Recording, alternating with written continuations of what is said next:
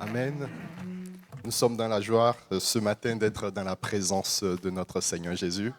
Il y a Matthieu 7, verset 7 qui nous dit « Demandez et on vous donnera, cherchez et vous trouverez, frappez ». Et il y a d'autres versions qui disent « Frappez avec insistance et on vous ouvrira ».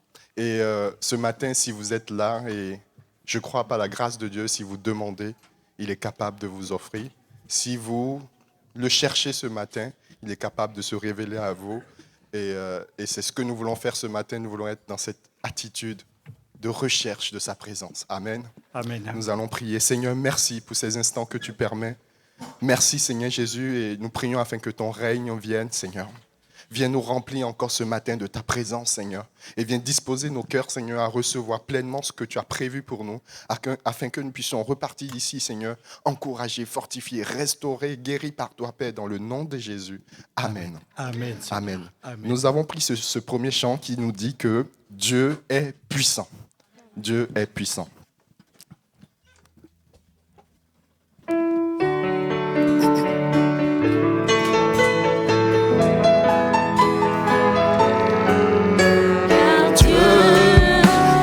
Dieu puissant, il règne de son saint lieu avec sagesse, amour. Oui, Dieu est un Dieu puissant, car Dieu est un Dieu puissant, il règne de son saint lieu avec sagesse, amour. Oui, Dieu est un Dieu puissant. Dieu puissant, il règne de son saint lieu avec sagesse, amour. Oui, Dieu est un Dieu puissant. Oui, Dieu est un Dieu puissant. Oui, Dieu est un Dieu puissant. Oui, Dieu est un Dieu puissant. Nous avons un Seigneur qui est puissant, qui est là parmi nous et qui est prêt à nous faire du bien. Amen. Ce sont des super paroles. On ne peut pas le reprendre. Oui, on va le parce reprendre. qu'il y a qu'un chant comme ça. Là. Est-ce que quelqu'un n'a pas le moral? Levez la main. Vous avez tous le moral? Yeah. Eh bien, on va se le communiquer encore plus fort. Amen. En chantant qu'on a un Dieu puissant. Amen. Car Dieu est un Dieu puissant, il règne de son saint lieu avec sagesse, amour. Oui, Dieu est un Dieu puissant, car Dieu est un Dieu puissant, il règne de son saint lieu avec sagesse, amour. Oui, Dieu est un Dieu puissant, car Dieu est un Dieu puissant, il règne de son saint lieu avec sagesse, amour. Oui, Dieu est un Dieu puissant. Oui, Dieu est un Dieu puissant. Oui, Dieu est un Dieu puissant. Oui, Dieu est un Dieu puissant. Amen. Alléluia. Et non seulement il est puissant, et aujourd'hui nous voulons le célébrer, nous voulons exalter le nom de Jésus. Amen.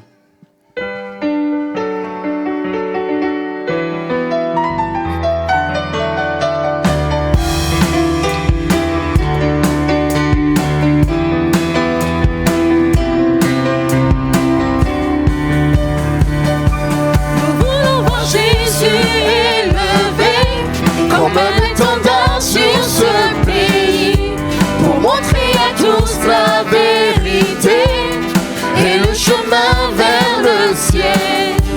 Nous voulons voir Jésus élevé comme un étendard sur ce pays, pour montrer à tous la vérité et le chemin vers le ciel. Nous voulons voir, nous voulons voir, nous voulons voir Jésus élevé. Nous voulons voir, nous voulons voir, nous voulons voir Jésus élevé. Pas à pas allant de l'avant.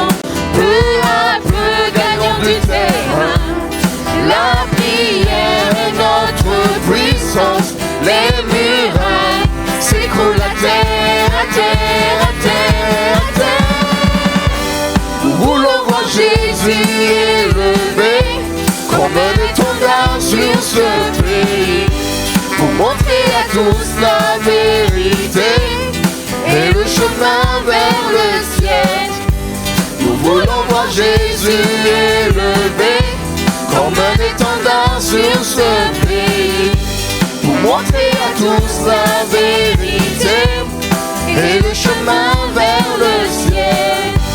Nous voulons voir, nous voulons voir, nous voulons voir Jésus élevé.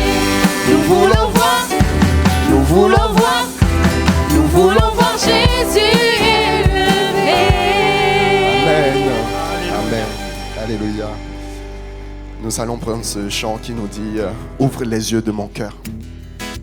Et quand on n'a pas les yeux de notre cœur ouverts, c'est difficile de recevoir notre Seigneur Jésus.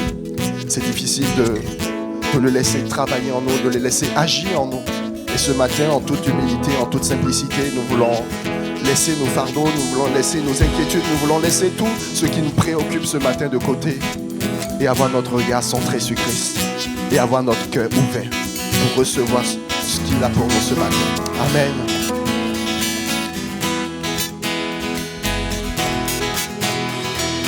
Ouvre les yeux de mon cœur, Père. Ouvre les yeux de mon cœur. Je désire te voir. Je désire te voir. Ouvre les yeux de mon cœur, Père. Ouvre les yeux de mon cœur. Je désire te voir. Je désire te voir. Élevé au plus haut des cieux, rayonnant de l'éclat de ta gloire, répand ton amour, ta force, alors que nous chantons, tu es saint, tu es saint, tu es saint, tu es saint, tu es saint.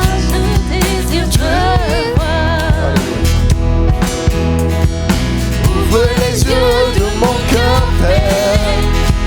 Ouvre les yeux de mon cœur. Je désire te voir. Je désire te voir. Ouvre les yeux de mon cœur, Père. Ouvre les yeux de mon cœur. Je désire te voir. Je désire te voir. Élevé au plus haut des cieux, rayonnant de l'éclat de ta gloire, répand ton amour, ta force, alors que nous chantons, tu es saint, tu es saint, tu es saint, tu es saint, tu es saint. Tu es saint, tu es saint, je désire te voir.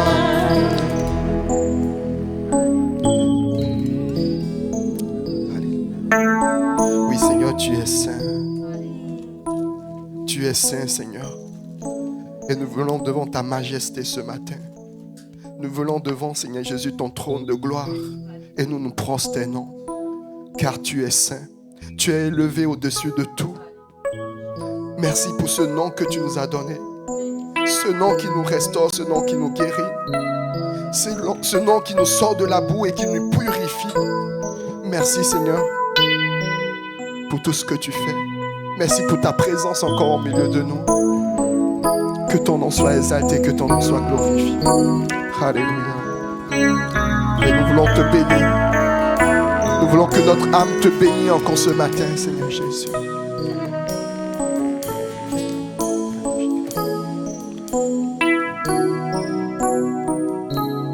Bénis Dieu, oh mon âme, oh mon âme, rends gloire à son saint nom. Oh, chante comme jamais, oh mon âme.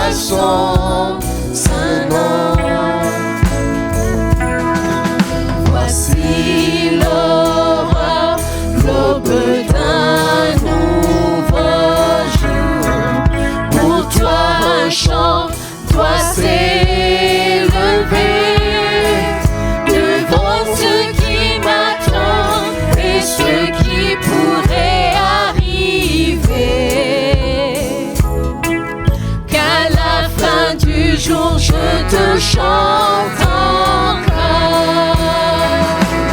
Bénis Dieu, oh mon âme, oh mon âme, en gloire à son saint nom. Oh, chante comme jamais, oh mon âme, en gloire à son saint nom. Les chants bonté et lents à la colère, ton nom est grand et ton cœur est bon. Je ne cesserai de chanter tes bontés. J'ai des milliers de raisons pour louer. Bénis Dieu, oh mon âme, oh mon âme, rends gloire à son saint nom. Oh, chante comme jamais, oh mon âme, rends gloire à son saint nom. Un jour viendra, je n'aurai plus de force. Mon heure venue, la fin sonnera. Pourtant mon âme chantera tes louanges. Pendant des milliers d'années, oui, sans fin. Bénis Dieu, oh mon âme, oh mon âme, rends gloire à son saint nom. Oh, chante comme jamais, oh mon âme, rends gloire à son saint nom.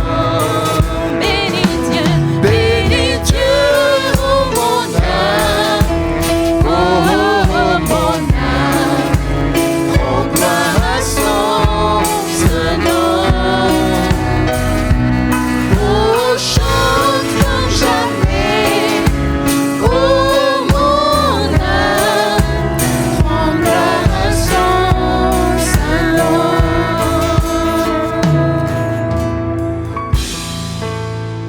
Je vais inviter ceux qui ont été désignés pour la Sainte Seine à se rapprocher. Et pendant ce temps, si 2 ou 3 veulent élever leur voix pour louer le Seigneur, n'hésitez pas. Amen. Tout le monde a été servi. Si oui, du coup, nous allons prendre ensemble ces aliments. Le pain qui représente le corps de Christ qui a été meurtri pour nous.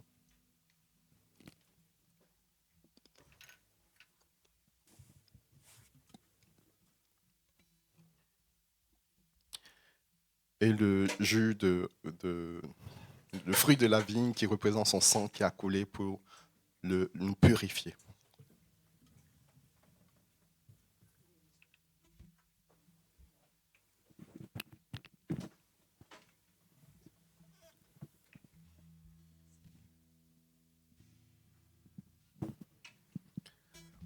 Amen.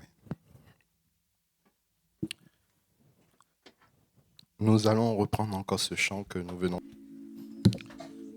Et que cela soit un chant qu'on adresse comme une prière ce matin à notre Dieu. Amen.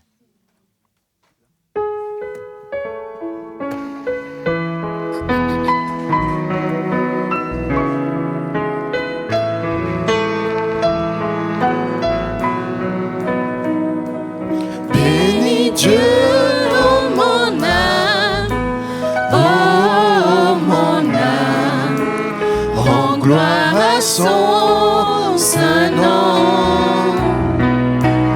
Oh, chante comme jamais, oh mon âme, rends gloire à son saint nom. Voici l'aube d'un nouveau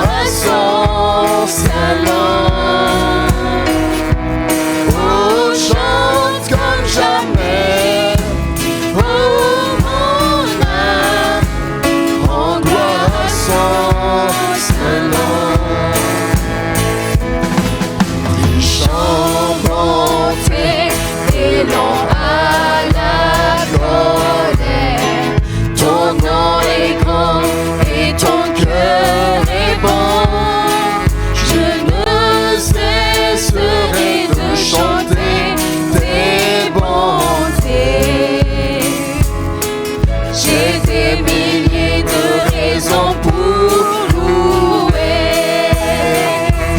Bénis Dieu, oh mon âme, oh mon âme, en gloire à son saint nom.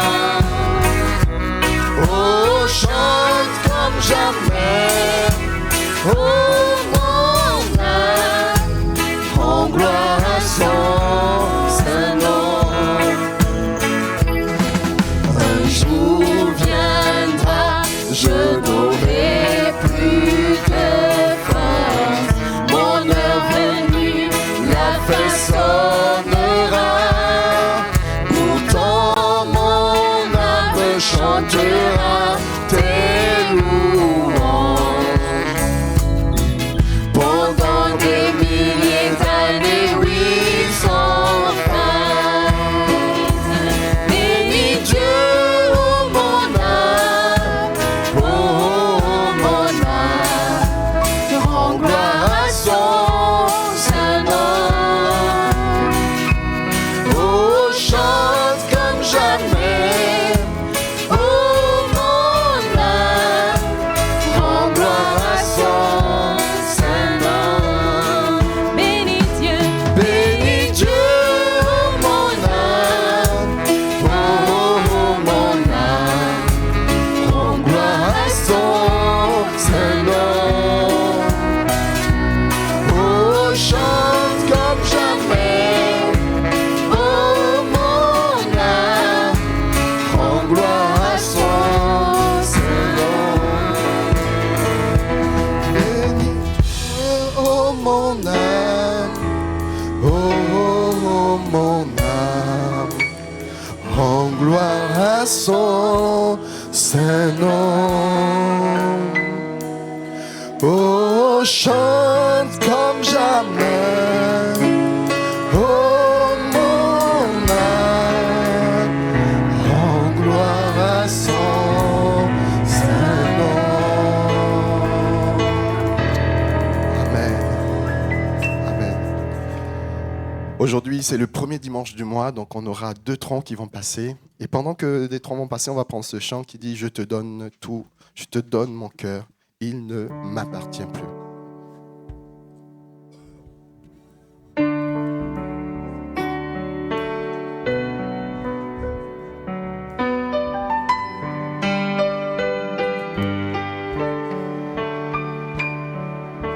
Je te donne mon cœur, il ne m'appartient plus. Ce que j'ai de meilleur, tout est pour toi, Jésus. Je te donne mon cœur, il ne m'appartient plus. Ce que j'ai de meilleur, tout est pour toi, Jésus. Oh mon âme, prends mon cœur, je te donne tout. Prends ma vie, me voici, je te donne tout. Mon cœur est à toi, tout à toi.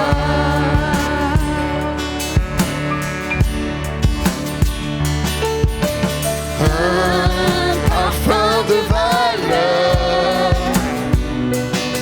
sur toi est répandu. C'est l'offrande de mon cœur. Je suis à toi, Jésus. Un parfum de valeur sur toi est répandue. C'est l'offrande de mon cœur. Je suis à toi, Jésus. Prends mon âme, prends mon cœur. Je te donne tout. Prends ma vie, me voici. Je te donne tout. Mon cœur est à toi, tout à toi. Prends mon âme, prends mon cœur, je te donne tout. Prends ma vie, me voici, je te donne tout. Mon cœur est à toi, tout à toi.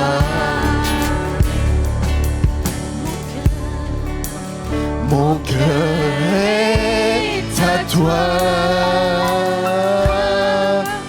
tout à toi. On le redit cette phrase. Seigneur Jésus. Mon cœur est à toi,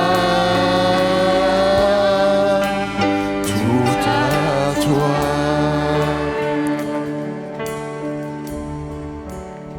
Seigneur Jésus.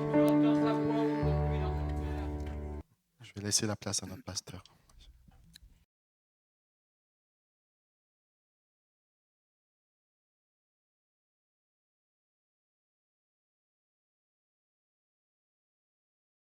Voilà, bonjour à chacun. Nous sommes heureux d'être sous le regard de Jésus. Ce matin, alors vous savez que pour l'année, on a plusieurs thèmes qui vont être déclinés au cours des mois qui vont suivre. Au mois de septembre, c'était Dieu est lumière. Et ce mois-ci, c'est Dieu est puissant. Alors, normalement, j'aurais dû intervenir à la fin du mois dernier. Et donc, j'avais déjà commencé à préparer ma prédication. Alors, je suis restée sur le thème de la lumière. J'espère que vous ne verrez pas d'inconvénient à cela. Sur le thème de la lumière. Et pour cela, j'aimerais... Parce que je me suis posé des questions sur un certain verset qu'on va lire ensemble dans l'évangile de Luc. Évangile de Luc, chapitre 11, au verset 33.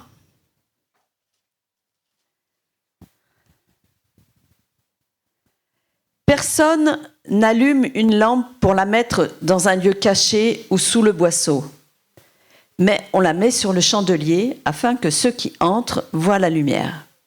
Ton œil est la lampe du corps. Lorsque ton œil est en bon état, tout ton corps est éclairé.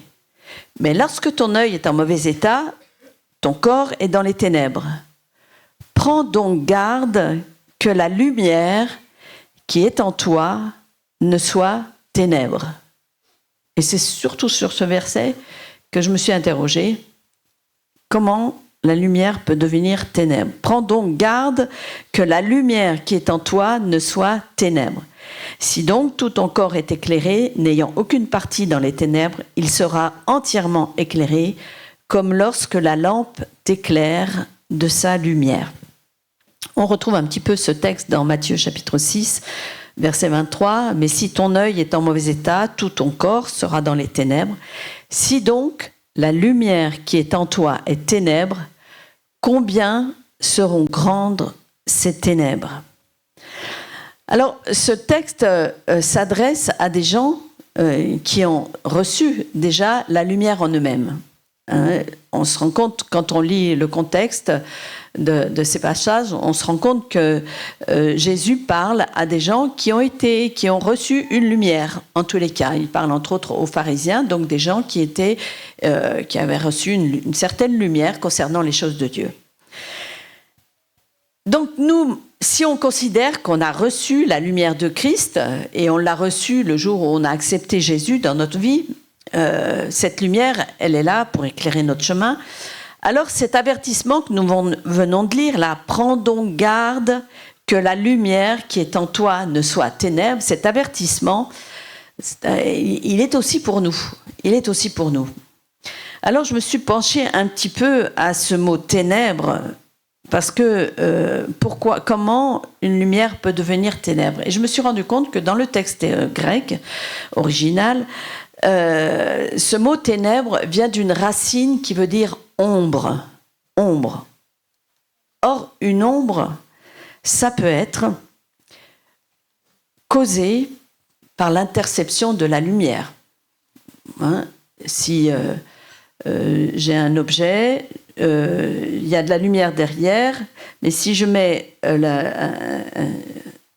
un écran, la lumière va projeter une ombre. Donc elle peut être causée par l'interception de la lumière.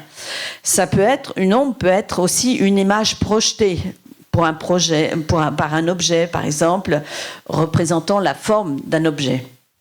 Ou ça peut être un croquis, un aperçu, une esquisse, et puis cela peut vous faire penser au verset qui nous dit que l'ombre des choses à venir. Hein, Dieu nous donne un aperçu, c'est comme une ombre des choses à venir. Donc c'est un aperçu, une esquisse, ça peut être simplement un croquis. Alors on va donc s'interroger pour savoir comment la lumière peut devenir ténèbres. Si on reprend la définition de l'ombre, enfin ce qui peut provoquer une ombre, j'ai repris ces trois thèmes-là, hein, l'ombre qui est causée par l'interception de la lumière, ça peut être une image projetée ou un croquis, un aperçu, etc. Si je reprends ces trois points-là, je vais les appliquer à cette lumière qui peut devenir ténèbres. Donc cette lumière peut devenir ténèbres par un écran qui s'interpose devant la lumière. Quand il s'agit de la lumière qui est en nous, on peut effectivement mettre un écran entre elle et notre environnement extérieur. Dieu a déposé sa lumière en nous. Rappelez-vous, Dieu a mis dans le cœur de l'homme la pensée de l'éternité, et je pense que c'est cette lumière. Dieu a déposé en nous sa lumière, et en plus, quand on rencontre Jésus, on a effectivement cette lumière qui est déposée vraiment dans notre cœur. Mais si nous mettons des interdits à la propagation de cette lumière, dans certains domaines de nos vies, par exemple, elle peut devenir ténèbres. Et je me dis, mais alors à quoi ça sert d'avoir la lumière si elle devient ténèbres? À quoi ça peut servir? Il y a aussi des écrans que nous mettons entre la lumière qui a été déposée dans nos cœurs et notre pensée, nos pensées. La lumière déposée dans nos cœurs a fait naître en nous cette pensée justement de l'éternité. Et si on met un écran entre cette lumière et nos propres pensées, cet écran va comme mettre des interdits entre ce que le Seigneur veut nous révéler, sa lumière qui est en nous veut nous révéler des choses de la part du Seigneur. Eh bien, si on met un écran entre cette lumière et nos propres pensées, on va mettre des interdits entre ce que le Seigneur veut nous révéler et ce que nous acceptons réellement. Quelquefois, je me suis posé la question, d'ailleurs, savoir à quoi ça servait à des gens d'être chrétiens. Quand je vois certaines réactions, je dis, mais à quoi ça leur sert d'être chrétiens? Ils ne mettent pas en œuvre cette lumière, ils n'utilisent pas cette lumière qui est en eux. Ce qui aurait pu les aider dans certaines circonstances de leur vie, dans certaines situations, eh bien, alors ça peut être pour des choix de vie ou pour prendre des décisions qui vont être importantes pour leur avenir, par exemple. Cette lumière qu'ils avaient reçue ne leur était d'aucune utilité. À quoi sert d'être chrétien si on met un écran entre la lumière qui vient de Dieu et nos propres pensées? C'est comme s'il y avait un écran, effectivement, entre la lumière de Dieu et nous-mêmes. Et toutes les conséquences de nos choix, qui sont dus à notre propre volonté, hein, nos propres pensées, nos propres décisions, tous ces choix-là vont les plonger de plus en plus dans les ténèbres. Et en les plongeant dans les ténèbres, ça risque de créer du doute, de l'amertume et même de la révolte. Et ça, on le voit souvent. Des gens qui ne comprennent pas entre la lumière que Dieu a voulu leur communiquer et leurs propres pensées, forcément, il y a une différence. Et il va y avoir un basculement vers des ténèbres, vers de la révolte, vers de l'amertume. L'apôtre Paul nous a laissé une recommandation dans 2 Corinthiens. Il nous a dit « Ne vous mettez pas avec les infidèles sous un joug étranger, car quel rapport y a-t-il entre la justice et l'iniquité, ou qu'y a-t-il de commun entre la lumière et les ténèbres ?» Dans les alliances que nous pouvons faire, que ce soit dans notre vie quotidienne, dans nos relations, qu'elles soient d'amitié, dans toutes sortes de relations, que ce soit dans le travail, dans ces alliances que nous pouvons faire, si nous mettons un écran entre la lumière qui est en nous et ce que Dieu veut nous voir accomplir, cette lumière qui est en nous et qui veut nous révéler quelque part ce que Dieu veut nous voir accomplir, si nous mettons un écran entre cela et nos propres pensées, nous risquons fort de faire des mauvais choix qui vont insensiblement nous entraîner vers des ténèbres. Et puis, comment la lumière peut devenir ténèbre ? Eh bien, elle peut devenir ténèbre par une déformation des choses divines. On peut changer la lumière qu'on a reçue un jour dans nos vies en déformant ce que Dieu nous communique dans sa parole. Je suppose que vous avez déjà vu un théâtre d'ombre. Et vous savez que dans un théâtre d'ombre, on va vous faire voir des choses qui n'existent pas. Par exemple, la personne qui est derrière, qui est éclairée, va, avec ses mains, va vous donner l'impression qu'il y a un oiseau. Ça va dessiner comme un oiseau de l'autre côté. En réalité, c'est des mains qui sont là et qui donnent la forme d'un oiseau. Enfin, il y a tout un tas de choses dans un jeu de théâtre d'ombre. De la même manière, les filtres qu'on met entre la lumière de Dieu et nos propres pensées apportent des déformations qui vont être dommageables pour la suite d'une marche, pour poursuivre une marche éclairée par le Seigneur. Rappelez-vous, si Satan a réussi à tromper Adam et Ève en déformant ce que Dieu avait dit, il a déformé. Dieu a-t-il réellement dit, et puis il l'a arrangé à sa sauce. Alors, je crois qu'il n'y a pas toujours besoin de Satan pour déformer les choses de Dieu.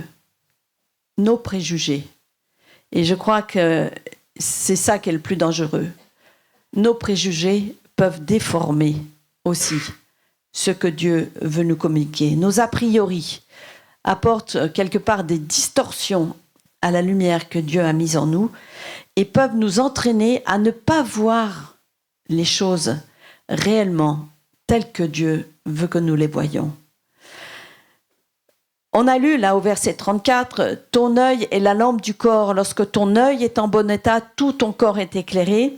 Mais lorsque ton œil est en mauvais état, ton corps est dans les ténèbres. » Qu'est-ce qui déforme notre vision, notre œil quand il est en mauvais état? Qu'est-ce qui va déformer notre vision, si ce n'est ces filtres qu'on place entre la lumière de Dieu et notre volonté? Plus nous ajoutons de filtres, et plus notre vision s'obscurcit. Une année, ça date, c'était à l'époque où on était encore à la Vincenterie, j'avais parlé aux enfants et je leur avais montré, vous savez ce que c'est qu'un photophore, c'est un récipient, vous mettez une lumière dedans, puis la lumière se voit de l'extérieur. Et j'avais montré comment la lumière peut devenir ténèbres simplement en rajoutant petit à petit des écrans. Alors, on met une feuille de papier, alors la lumière se voit encore un peu, et puis on en met une deuxième, une troisième, pour peu que les papiers soient un peu colorés ou foncés. Petit à petit, la lumière va disparaître. Pourtant, elle est toujours là. La lumière est devenue ténèbres. Elle est toujours là, mais elle devient ténèbres pour ceux qui nous entourent et même pour nous-mêmes.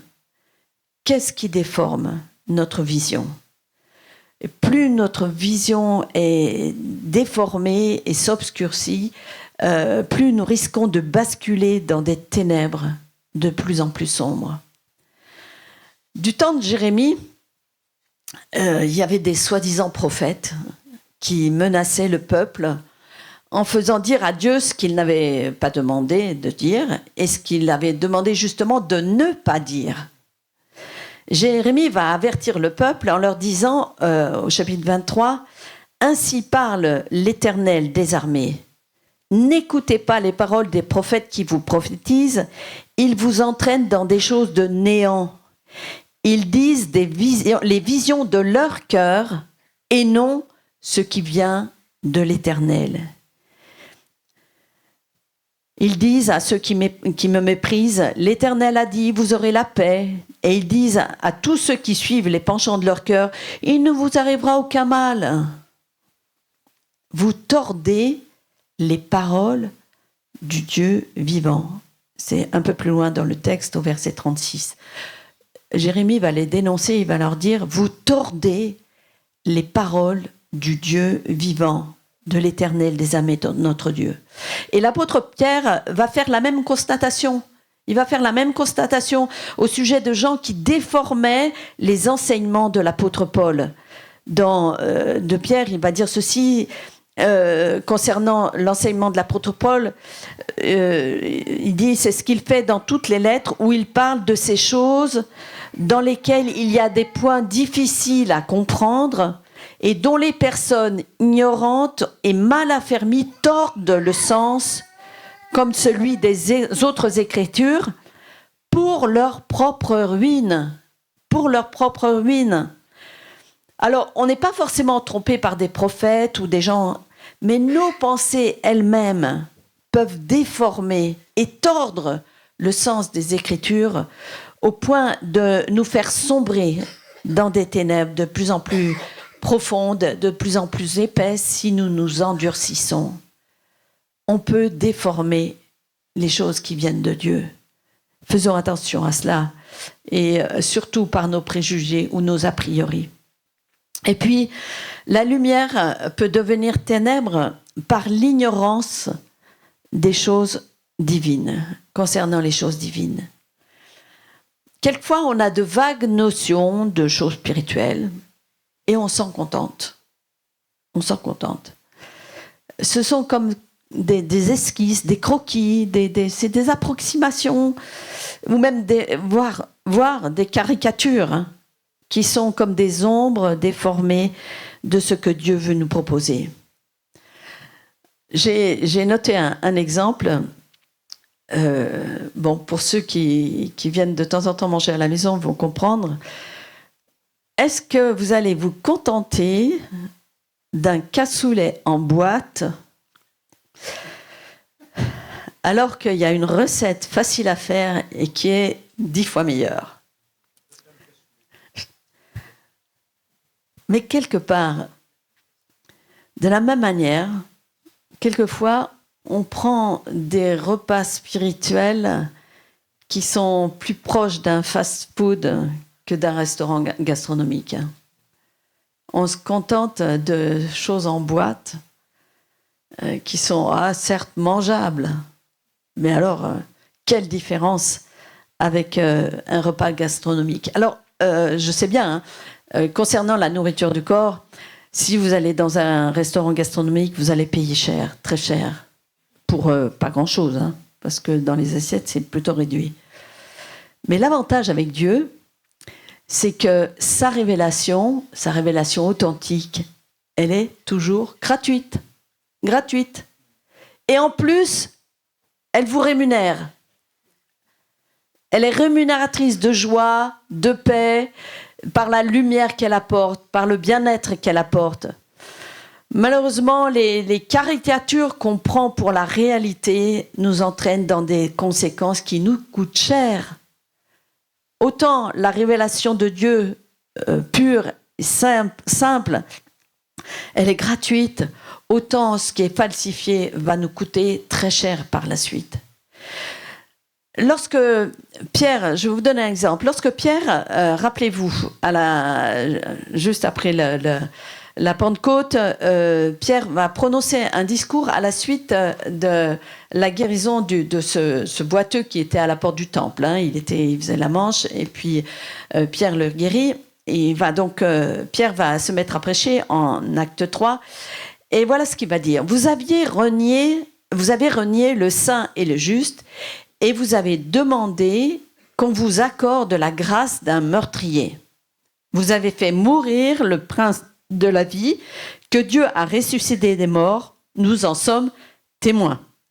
C'est par la foi en son nom que son nom a raffermi, celui que vous voyez et connaissez. C'est la foi en lui qui a donné à cet homme cette entière guérison en présence de vous tous. Et maintenant, frères, je sais que vous avez agi par ignorance. Vous avez agi par ignorance, ainsi que vos chefs. L'ignorance du peuple et des chefs de ce temps-là ont entraîné la mort de Jésus. Et notre ignorance, que va-t-elle entraîner? Alors certes, ce ne sera plus la mort de Jésus, mais ce peut être la disparition de la lumière pour ceux qui en ont plus besoin. N'ignorons pas les choses de Dieu. Apprenons, instruisons-nous des choses divines. Cherchons à nous instruire de plus en plus en ce qui concerne les choses de Dieu, sans a priori, sans préjugés, mais toujours à la lumière de Christ. Alors, quelles démarches peuvent nous permettre de manifester la lumière qui est en nous? En premier lieu, en reconnaissant nos préjugés. Parce qu'on peut en avoir. Non, mais Dieu, il n'agit pas comme ça, il ne peut pas agir comme ça. Ça, c'est un préjugé. Dieu, il agit comme il veut. C'est une démarche, je pense que c'est vraiment une démarche difficile. Mais si on a un esprit honnête et droit, on acceptera de changer de point de vue. On acceptera de changer de point de vue et d'être à nouveau éclairé correctement. Rappelez-vous, dans la parabole de Luc, chapitre 8, c'est la parabole où il est mentionné 4 terrains différents qui reçoivent de la semence. Et il nous est parlé de ce terrain qui est semblable à un cœur honnête et bon, qui reçoit la parole, la retient et porte du fruit. Le fruit de la lumière dans nos vies est alors visible et nous permettra d'être de plus en plus lumineux. C'est l'apôtre Paul aux Éphésiens qui va rappeler ça. Le fruit de la lumière consiste en toutes sortes de bonté, de justice et de vérité. Et je ne sais pas si vous avez remarqué, mais quelqu'un qui est plein de préjugés, il a des avis tranchés. Il est loin de porter ses fruits de bonté, de justice, de vérité. Il y a toujours des avis tranchés, et puis tranchants aussi. Dans leur bouche, il n'y a pas de demi-mesure, c'est vraiment tranché. Et alors, curieusement, ces gens-là ne marchent pas vraiment avec assurance, comme en pleine lumière. Parce que souvent, ceux qui ont des avis tranchés, c'est parce qu'ils ne sont pas sûrs d'eux. Donc, ils ne peuvent pas marcher avec assurance. Et ils sont souvent plus motivés par la peur d'enfreindre justement ces dogmes qu'ils ont érigés de façon immuable que par l'amour de la vérité. L'amour de la vérité. On est loin, on n'est pas loin, nous. Dans ces cas-là, quand ces gens ont des avis tranchés, on n'est pas loin du comportement de ces pharisiens que Jésus reprenait justement dans ce discours de Luc 11. Quelles démarches peuvent nous permettre de manifester la lumière qui est en nous? Alors déjà en reconnaissant nos préjugés, mais aussi par une visitation du Saint-Esprit. Si le Saint-Esprit ne vient pas démonter un à un nos arguments, nous aurons du mal à nous débarrasser de ce voile qui obscure notre pensée. On a souvent du mal à reconnaître notre entêtement, à se rendre compte qu'on est têtu dans certains domaines. Et même, je dirais même les conseils d'amis ne nous font pas changer d'avis. Au contraire, ils vont nous renforcer dans notre entêtement. Seul le Saint-Esprit peut opérer ce changement en nous. Il n'y a que le Saint-Esprit. Et quand on voit des frères et des sœurs qui sont emprisonnés dans des schémas de pensée, n'essayons pas d'argumenter avec eux. Ça ne sert à rien. Mais prions pour eux. Et Dieu fera son œuvre en eux. C'est lui seul qui peut abattre tous ces faux raisonnements s'ils ont vraiment le désir de progresser dans la lumière de Dieu. Comment manifester la lumière qui est en nous? Par une bonne volonté pour s'instruire des choses de Dieu. On a vu qu'il faut reconnaître ses préjugés, se laisser visiter par le Saint-Esprit, mais aussi s'instruire une bonne volonté dans cet enseignement des choses de Dieu.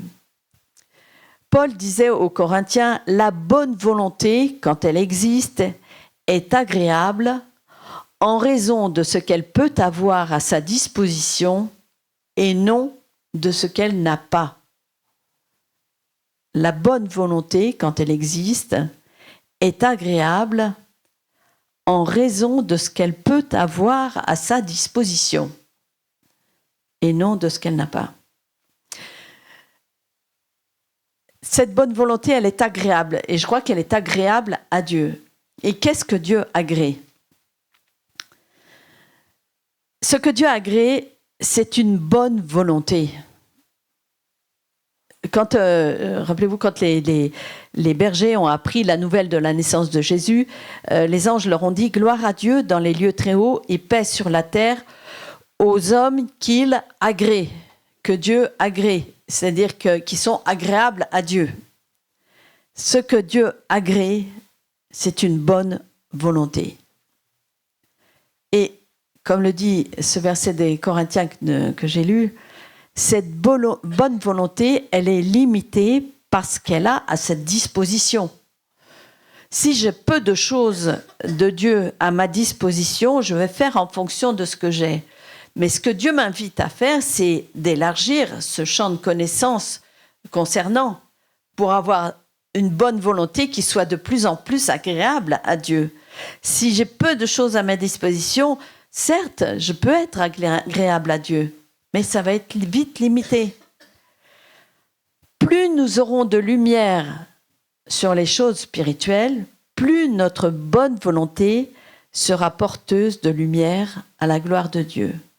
Ça, je dirais que c'est un cercle vertueux, contrairement au cercle vicieux qui va nous enfermer. Et rappelez-vous, alors, le cercle vertueux, moi je dirais plutôt que c'est une spirale vertueuse. Vous avez une spirale vicieuse qui vous entraîne vers le bas et qui va toujours en rétrécissant.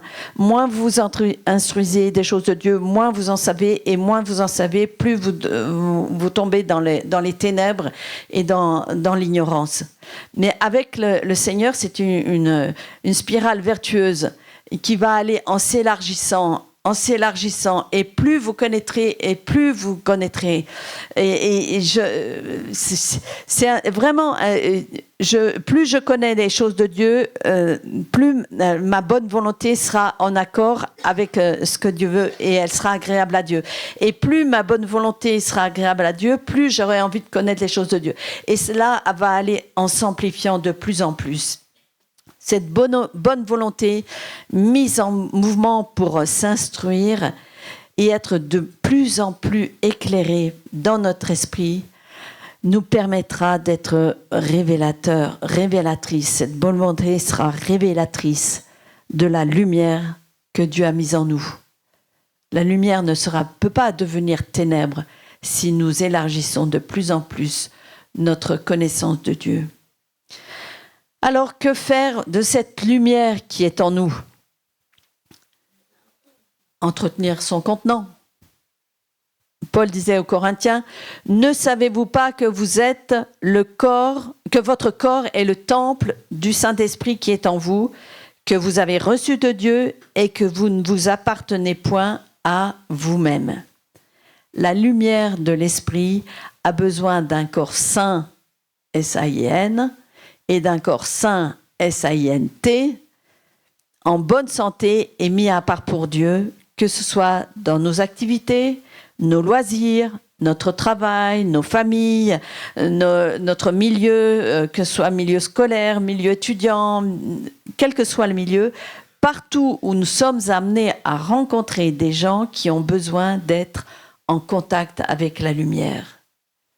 La lumière de l'Esprit a besoin d'un corps saint et d'un corps saint, S-A-I-N et S-A-I-N-T, afin de déverser, d'être porteur de lumière autour de nous.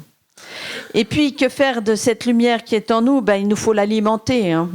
C'est lui fournir l'énergie nécessaire pour éclairer de plus en plus. Cédric nous avait parlé dernièrement de notre attachement à Dieu. Il avait pris l'exemple du téléphone portable. Si on le débranche, il va perdre de plus en plus de son énergie. De la même manière, notre lumière a besoin d'être branchée constamment à la source de Dieu. Rappelez-vous, dans l'histoire de la parabole des vierges folles et des vierges sages, cette parabole nous rappelle la nécessité d'avoir de l'huile en réserve, parce que là, l'exemple était donné avec des lampes à huile, et il nous faut avoir cette réserve jusqu'à ce que le Seigneur revienne. Alors, alimentons notre esprit des choses de Dieu, alimentons notre lumière, la lumière que Dieu a déposée dans notre cœur, elle a besoin d'être alimentée constamment par la lumière de Dieu, la lumière divine. Et puis, que faire de cette lumière? On a besoin de la laisser briller comme il se doit. Le texte qu'on a lu au début nous parle de ne pas mettre notre lumière sous un boisseau, mais qu'elle soit visible sur un chandelier. Une lampe à huile sous un boisseau, en général, je suppose à cette époque-là, en tout cas, les boisseaux étaient faits en paille ou un objet inflammable en tous les cas. Donc si vous mettez un boisseau sur la lampe à l'huile, la lampe, il y a deux choses. Le boisseau risque deux choses. La lumière risque deux choses. Soit de s'éteindre par manque d'oxygène, soit de mettre le feu au boisseau. Et là, elle aura un effet destructeur. Et je me suis dit, mais laisser briller notre lumière exige aussi de l'utiliser de façon intelligente. Si je projette une lumière crue au visage de gens qui sont encore dans les ténèbres ou dans la pénombre, je risque de les éblouir et de les détourner de cette lumière. Moi, je sais que la nuit, j'ai horreur d'allumer la lumière. Je ne supporte pas, j'y vois plus rien. Donc j'ai des petites veilleuses qui sont positionnées à des endroits stratégiques. Donc je peux me lever sans me cogner, sans tomber, etc. Et quelquefois, on a reçu une lumière en nous-mêmes. Et on voudrait, l'envoyer comme un flash. Non mais tu vois pas ça, c'est évident. Mais non, on est en train d'aveugler les gens, de les aveugler, au lieu de les amener de façon intelligente, petit à petit, vers la lumière de Christ. Sachons doser la lumière que nous avons reçue, afin de ne pas être une source de malaise pour quiconque. Mais laissons-la éclairer petit à petit, parce que petit à petit, J'aime bien là, il y a des lampadaires là qui ont des thermostats donc variables, et vous allumez petit à petit. Et là, vous amenez les gens à découvrir ce qu'ils ont autour d'eux, un petit peu, jusqu'à ce qu'ils puissent tout découvrir. Laissons la lumière éclairer petit à petit ceux qui cherchent, afin qu'ils découvrent progressivement la beauté, la bonté et l'amour de notre Père Céleste. Je crois que c'est ça aussi, si nous avons cette bonne volonté de porter cette lumière autour de nous, nous aurons envie de faire découvrir cette beauté de Dieu. Qu'est-ce que c'est beau de marcher avec Dieu, qu'est-ce que c'est beau de vivre dans cette relation intime avec le Seigneur. Quel que c'est bon de voir que le Seigneur est plein d'amour pour nous, qu'il a donné Jésus, qu'il nous a aimés le premier, comme disait quelqu'un dans sa prière, il nous a aimés le premier, et nous pouvons que le louer pour cette bonté et découvrir l'amour de notre Père Céleste qui a voulu faire de nous tous, sa famille, ses enfants, et nous emmener à sa suite. Alors, si la lumière émane toujours d'une source, sachons bien que les ténèbres, il n'y a pas de source de ténèbres. Ça n'existe pas. Hein. Enfin, je ne sais pas, vous avez déjà un appareil qui, hop, vous le branchez et hop, ça vous crée les ténèbres? Non. Non, ça n'existe pas. Les ténèbres ne sont que l'absence de lumière.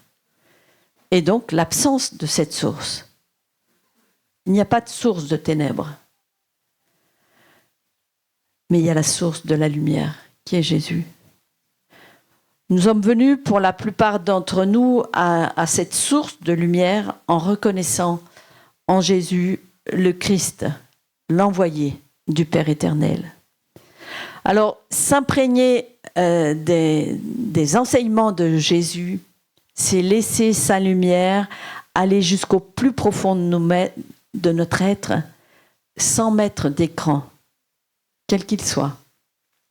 S'imprégner des enseignements de Jésus, c'est nous permettre de voir clairement ce qui est pour nous un facteur de liberté intérieure. Ça va nous éviter tous les pièges du dogmatisme, ces pièges qui voudraient nous faire retomber sous une forme de loi et qui nous priveraient définitivement de la grâce de notre Père Céleste. Marcher à la lumière de Christ, c'est bien plus que d'être éclairé extérieurement. C'est aussi avoir cette lumière intérieure qui va nous faire refléter notre Père Céleste.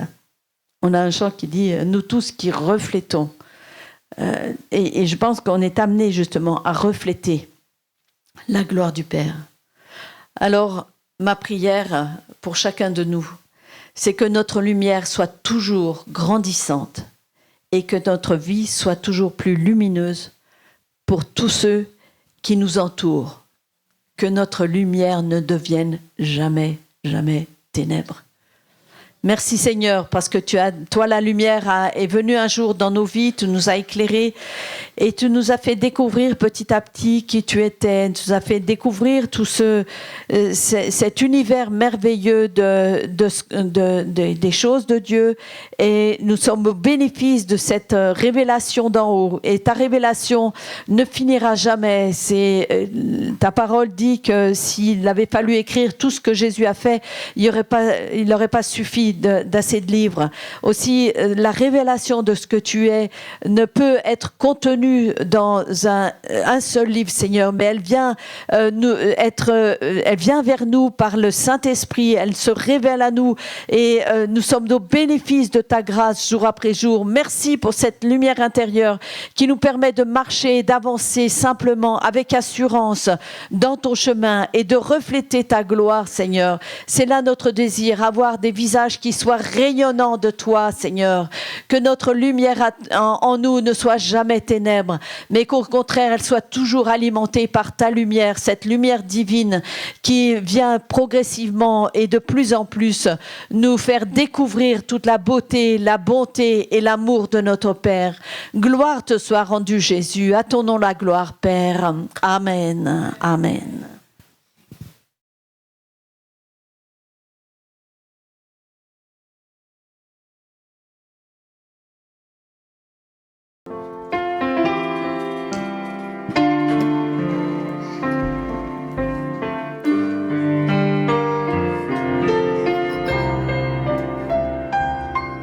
Je viens t'offrir, Seigneur, ce que j'ai de meilleur.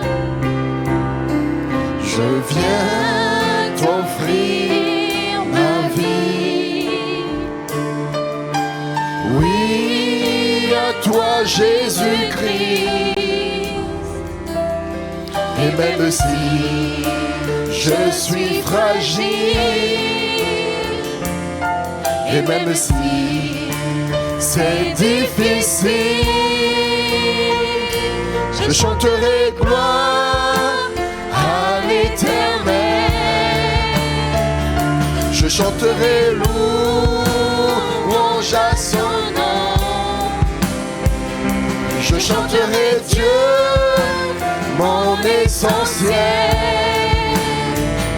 Je chanterai en l'honneur de son nom. Je viens te dire, Seigneur, que tu es mon bonheur. Mon rien ne peut détruire notre bel avenir. Et même si je suis fragile, et même si c'est difficile, je chanterai gloire à l'Éternel. Je chanterai louange à son nom. Je chanterai Dieu, mon essentiel. Je chanterai en l'honneur de son nom. Je chanterai à l'Éternel. Je chanterai louange à son nom. Je chanterai Dieu, mon essentiel. Je chanterai en l'honneur de son nom. Toute ma vie, je redirai que tu as donné ta vie. Toute ma vie, je redirai que tu as payé le prix. Toute ma vie, je redirai que je ne vis que pour lui. Je chanterai gloire à l'Éternel. Je chanterai louange à son nom. Je chanterai Dieu, mon essentiel. Je chanterai en l'honneur de son nom. Je chanterai gloire à l'Éternel. Je chanterai louange à son nom. Je chanterai Dieu, mon essentiel. Je chanterai en l'honneur de son nom. Amen. nous allons prendre ce dernier chant qui nous dit que Dieu est bon. Et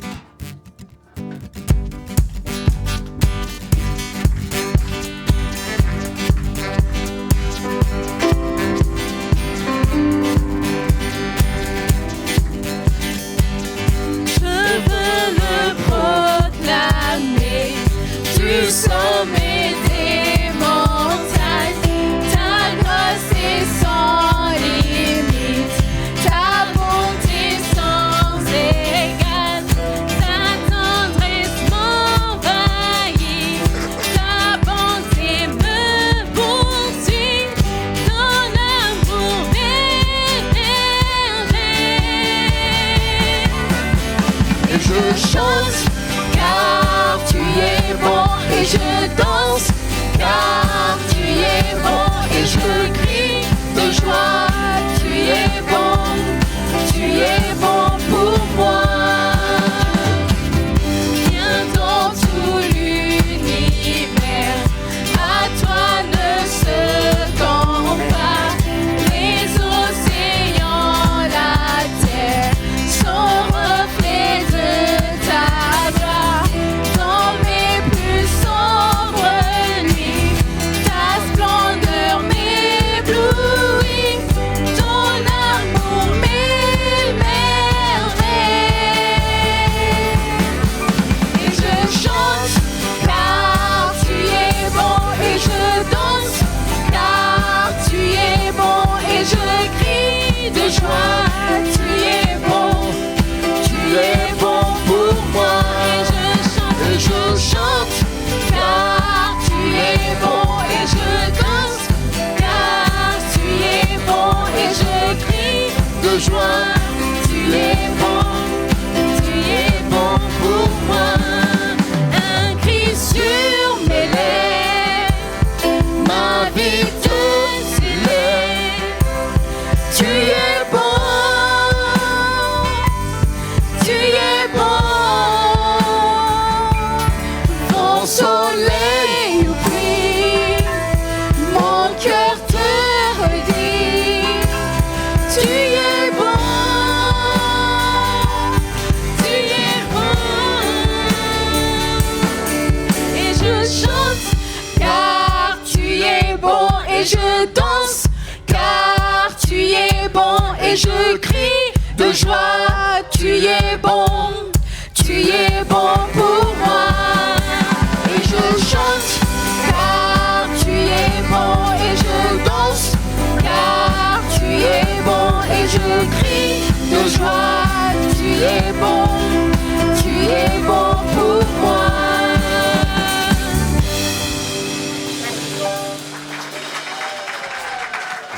Chérie, est-ce que tu veux? Père éternel, je te remercie pour ce que tu fais. Je te remercie, Seigneur, pour ce moment que nous avons passé dans ta présence. Merci, Seigneur, pour cette prédication. Je te prie vraiment que nous puissions, que tu puisses, Seigneur, nous aider, Seigneur, à manifester cette lumière, Seigneur, comme toi tu le veux, Seigneur. Amen. Saint-Esprit de Dieu, conduis-nous, Seigneur, et aide-nous, Père éternel, à marcher dans le voie de Dieu, Seigneur, durant cette semaine, Seigneur. Amen. Sois au contrôle de toutes choses, Père éternel. Je te remets, Seigneur, la journée d'aujourd'hui entre tes saintes mains, le retour de tout un chacun. Que ta sainte main, Seigneur, soit sur nous et que tu nous protèges encore et nous gardes dans ta présence. Dans le nom de Jésus-Christ, j'ai prié. Amen. Amen. Bon dimanche à chacun.